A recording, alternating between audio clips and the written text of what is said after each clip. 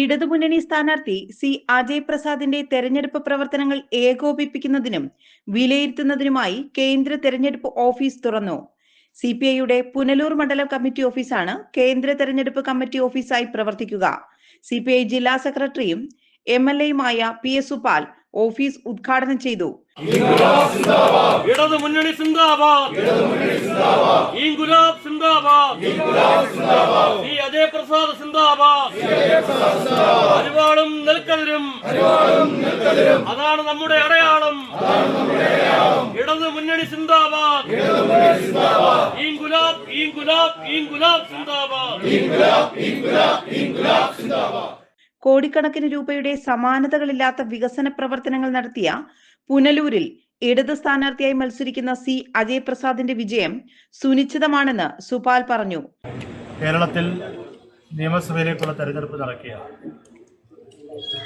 ഈ തെരഞ്ഞെടുപ്പിൽ പുനലൂർ അസംബ്ലി നിയോജക മണ്ഡലത്തിൽ ഇടതുപക്ഷ ജനാധിപത്യ മുന്നണിയുടെ സ്ഥാനാർത്ഥിയായി മത്സരിക്കുന്നത് സഖാവ് സി അജയ് പ്രസാദാണ്.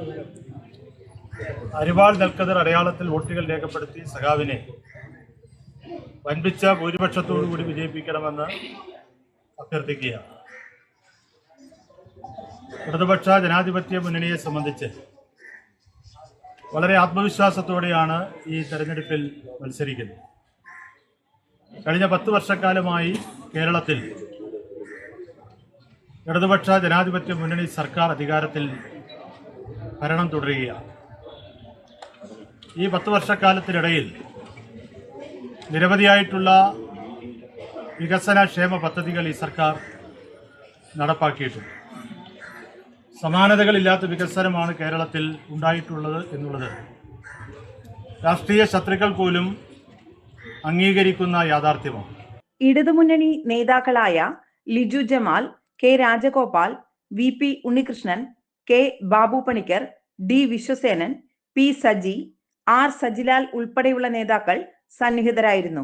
നാട്ടുവാർത്ത, പുനലൂർ.